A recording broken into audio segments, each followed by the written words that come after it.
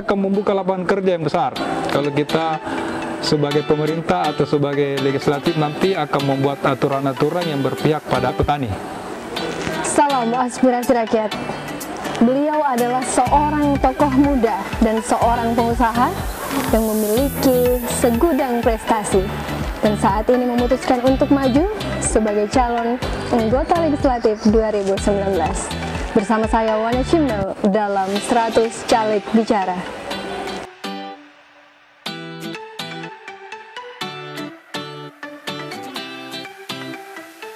Assalamualaikum Pak. Waalaikumsalam warahmatullahi wabarakatuh. Bagaimana kabarnya hari ini Pak? Alhamdulillah baik, sehat. Alhamdulillah. Apa saja sih Pak kesibukannya saat ini?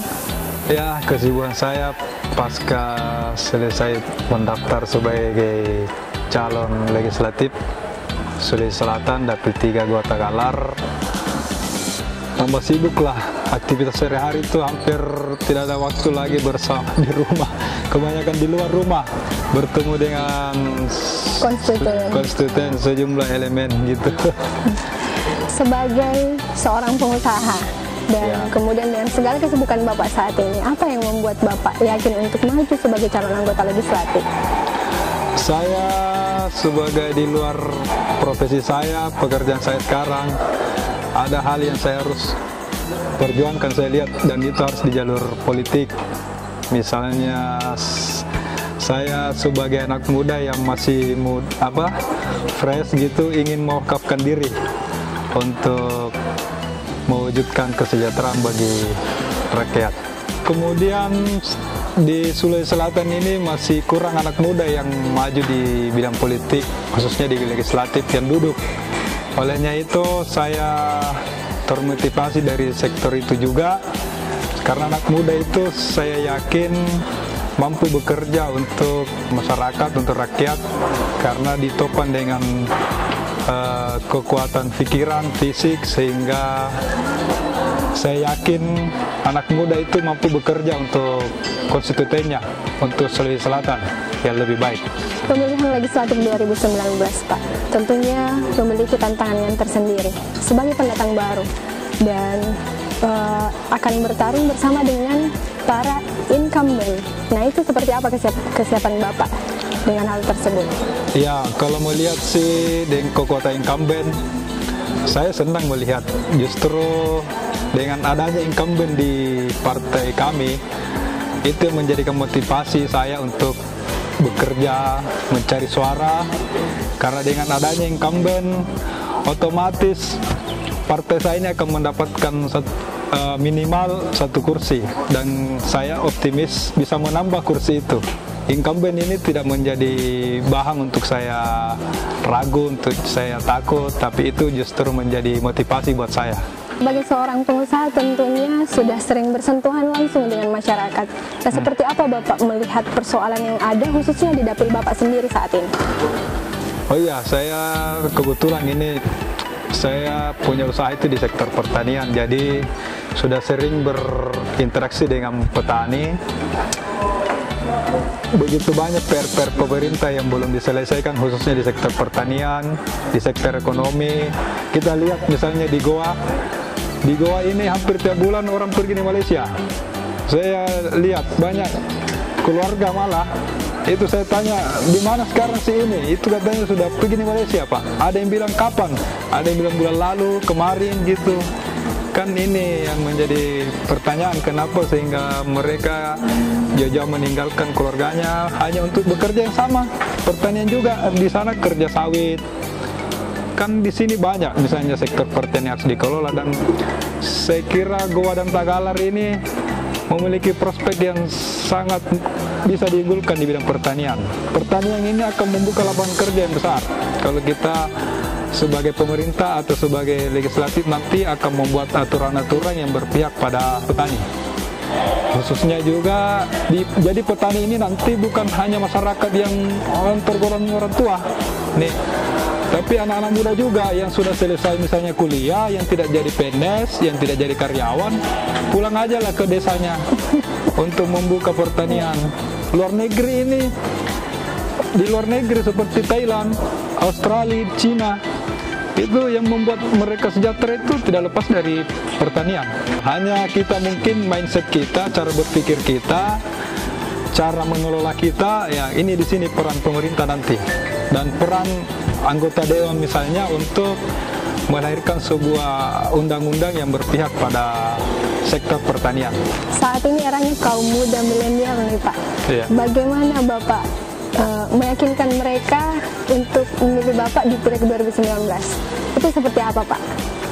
Ya, betul itu. Kalau persoalan kaum muda milenial, sebetulnya saya ini perwakilan mereka, karena yang mendorong banyak juga ini teman-teman saya di pemuda, apalagi teman-teman saya di organisasi, saya pernah di Hikmah, saya juga sekarang masih aktif di Komite Nasional Pemuda Indonesia KNPI. Mereka ini adalah yang mendorong saya, yang memberikan saya motivasi hampir setiap saat, dan mereka ini kan adalah pemilih milenial.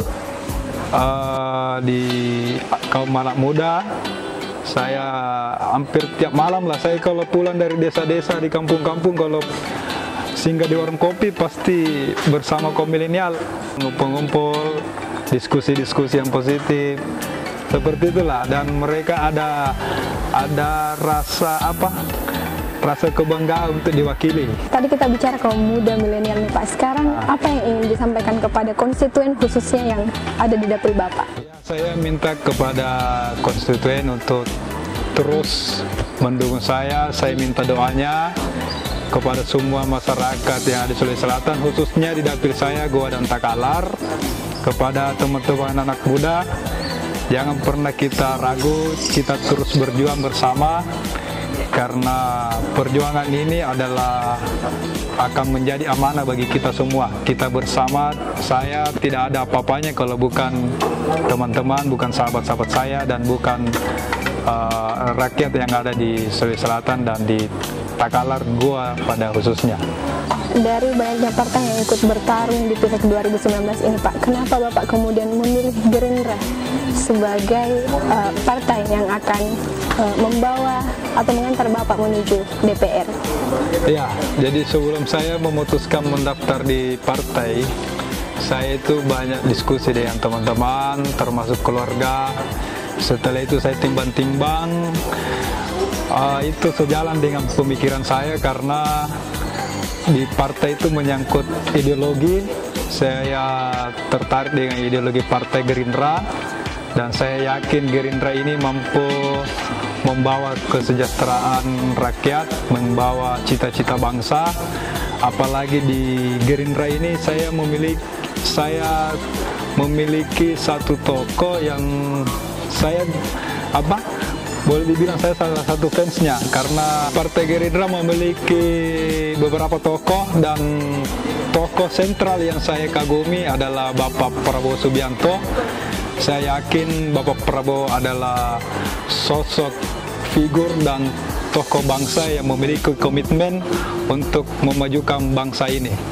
Indonesia butuh beliau, butuh Gerindra, dan butuh kami di bawah untuk berjuang untuk rakyat.